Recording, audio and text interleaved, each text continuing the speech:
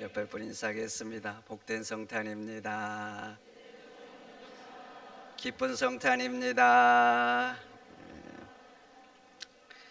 여러분, 영원하신 하나님께서 이 땅에 오셨습니다. 아멘입니까? 그래서 우리가 구원을 얻은 거예요. 창조주께서 인간의 몸을 입고 오셨습니다. 그래서 우리가 하나님의 자녀가 된 거예요. 하나님의 자녀가 됐다. 천국에 가보세요. 천국에 천사들도 부러워합니다. 천사들도. 아멘입니까?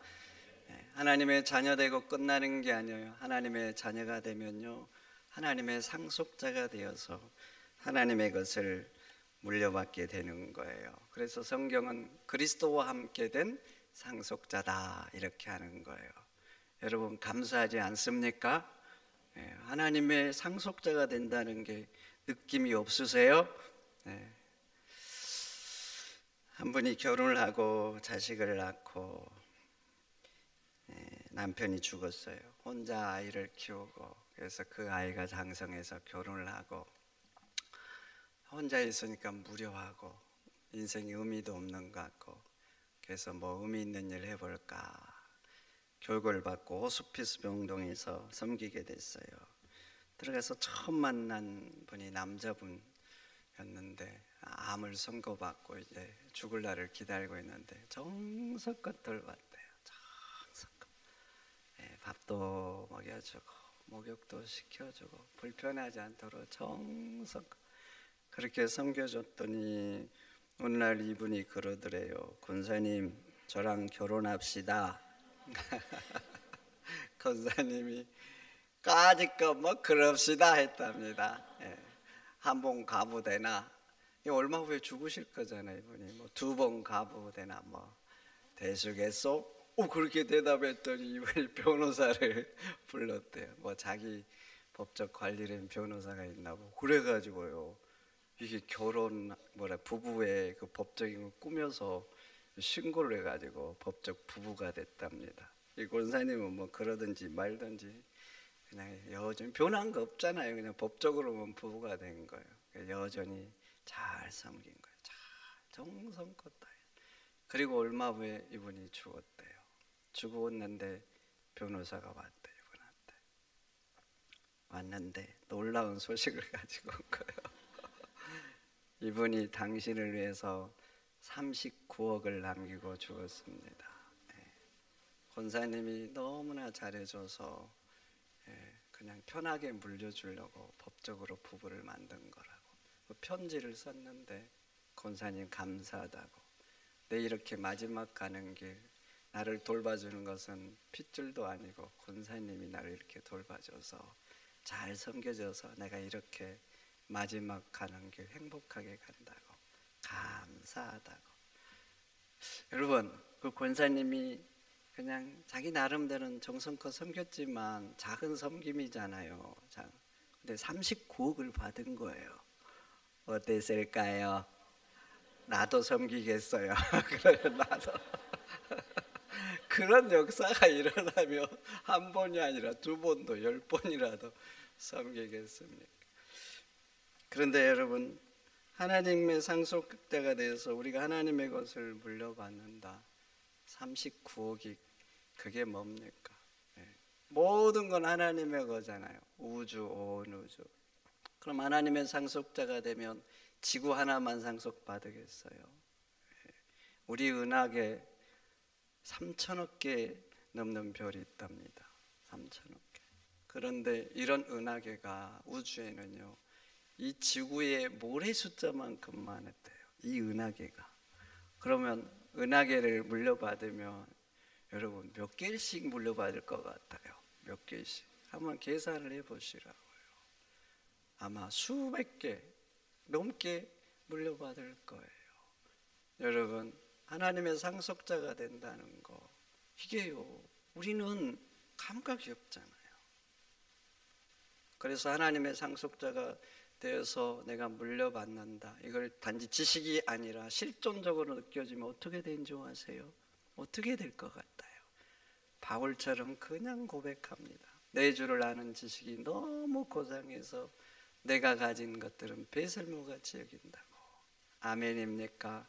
모세처럼 되는 거예요. 모세처럼 대제국의 왕자, 왕이 될 수 있잖아요. 강력한 나라. 그런데 주님을 위해서 버리고 오히려 주님을 위해서 고난의 길을 택한 것입니다. 그런데 이 모든 것이 어떻게 되어지는 거예요? 주님이 이 땅에 오심으로 되어지는 거예요. 그래서 성탄은 우리 인간들에게 말할 수 없는 복된 날이고 기쁜 날인 것입니다. 그러니 나를 위해서 오신 예수님 때문에 기쁨이 넘치는 여러분들이 되시기를 축원드립니다. 그러면 도대체 왜 하나님이 인간이 되어야 됐는가? 도대체 왜? 도대체 무엇 때문에 창조주가 자기가 만든 이 인간의 몸을 입고 와야 되냐고요.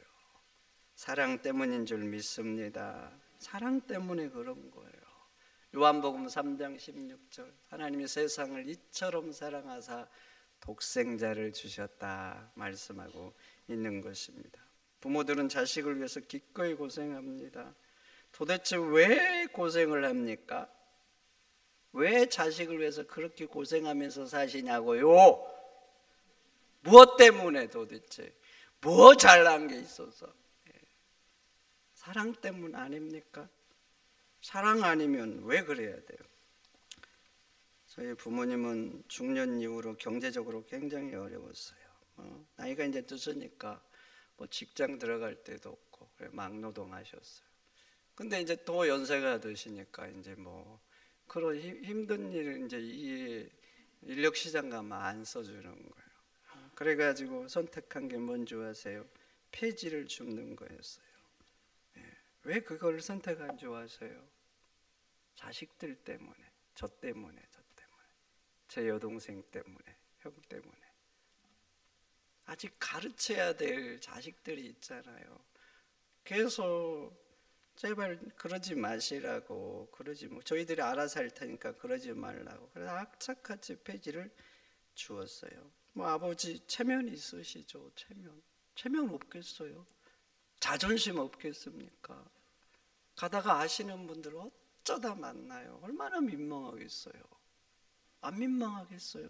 그 한때는 잘 나가셨는데 민망하죠. 근데 자식들 위해서 자기 자존심 내려놓고 체면 내려놓고 그렇게 사시더라고요. 그런데 여러분, 이것이 어디 저희 부모님만의 얘기입니까? 부모님만의. 여러분들 얘기고 여러분들 부모님 얘기 아닙니까? 요즘도 자식 한 명 뭐 대학까지 보내는데 4억 가까이 든다고 하더라고요. 도대체 왜 그런 돈을 자식한테 투자합니까? 왜 그래요? 저도 이놈의 3명의 딸들 때문에 아직 노후를 준비를 못하고 있어요. 안 돼요. 이게 제가 왜 그래야 되는 거예요 도대체?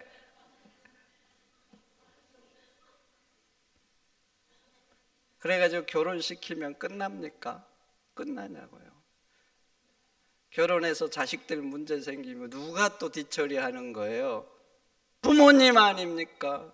저희 부모님이 왜 그렇게 폐지를 주어야 되는지 아세요?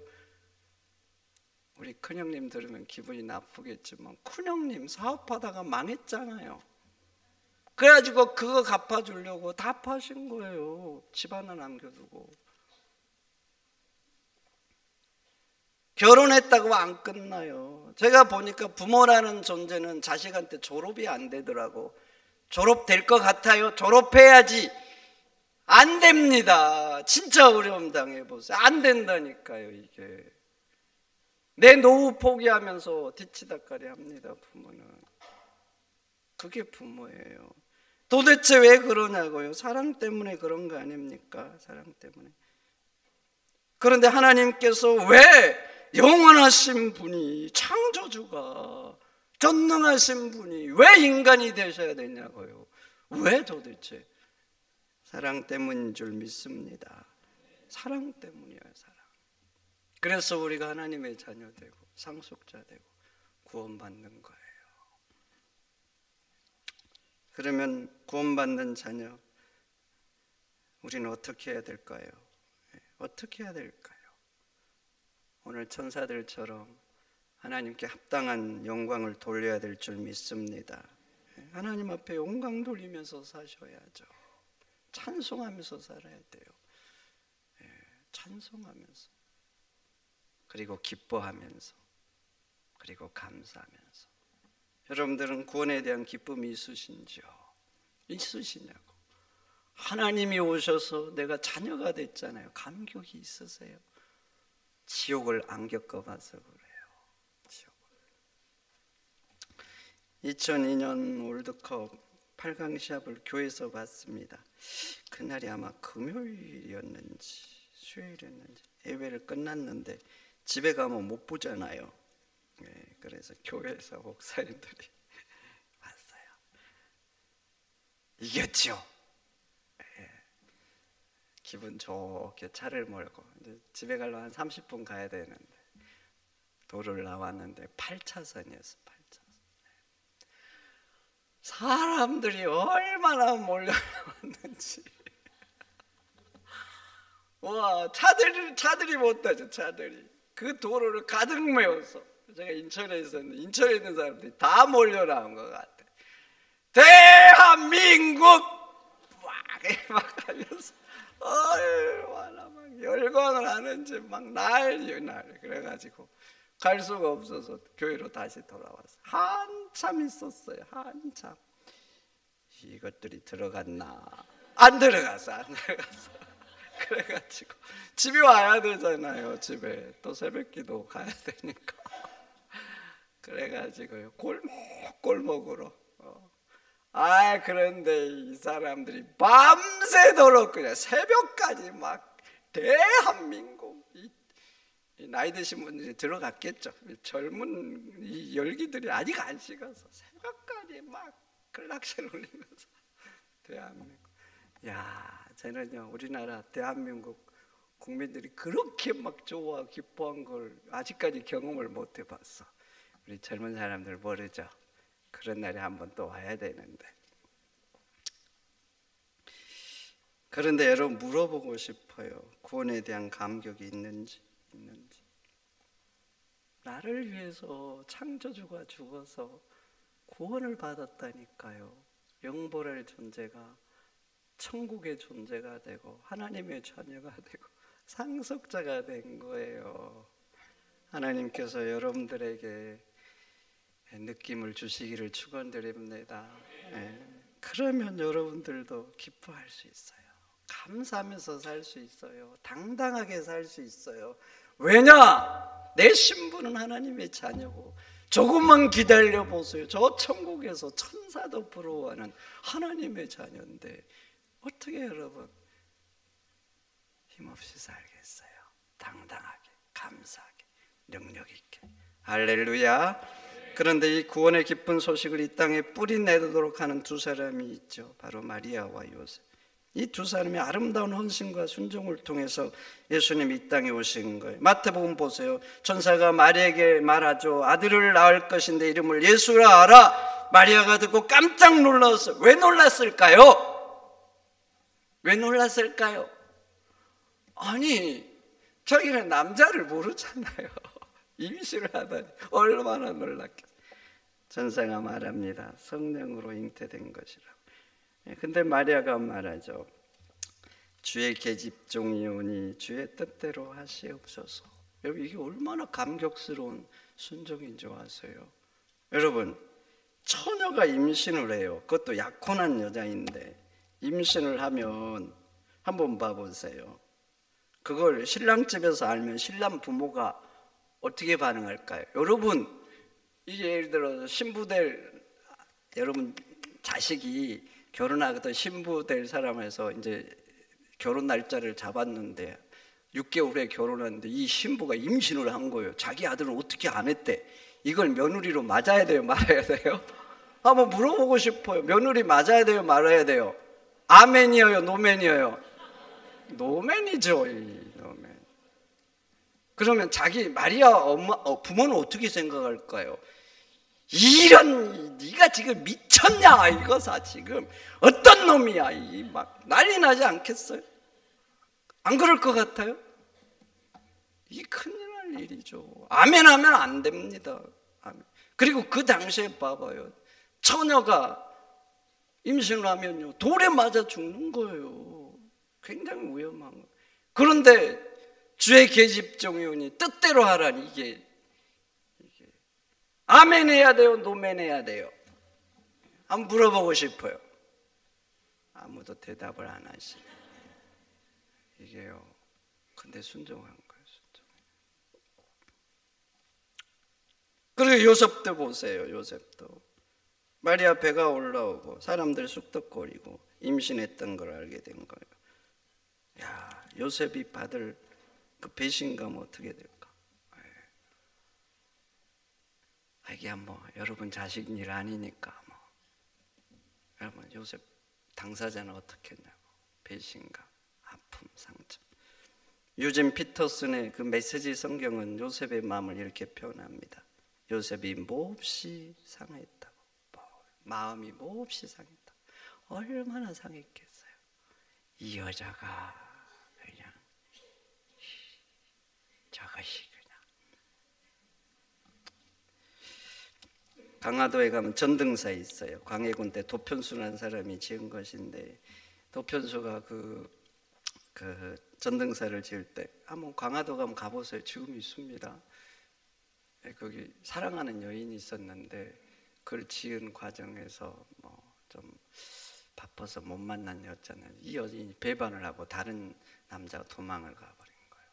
도편수가요, 그 여인이 배반을 한 거잖아요. 상심해가지고 너무 충격을 받아서 식음을 전폐한 거예요. 폐인처럼 살았어요. 폐인처럼. 그래서 전등사 짓는 걸 멈췄어요. 그러다가 정신을 차려가 전등사를 지었는데, 전등사에 가면은요, 내 기탱이에 떠받치고 있는 커다란 게 있어요. 그런데 나체상으로 그걸 해놓은 거예요. 나체상으로 머리에 이 전등사를 이도록 일치우는 거예요. 그게 뭔지 아세요? 자기를 배반하고 간 이 여인에 대한 분노예요. 그 여인을 표현해 수치를 주겠다는 거예요. 수치. 그래서 그렇게 만든 거예요. 그러니까 그런데 봐보세요. 요셉은 어떻게 했냐고.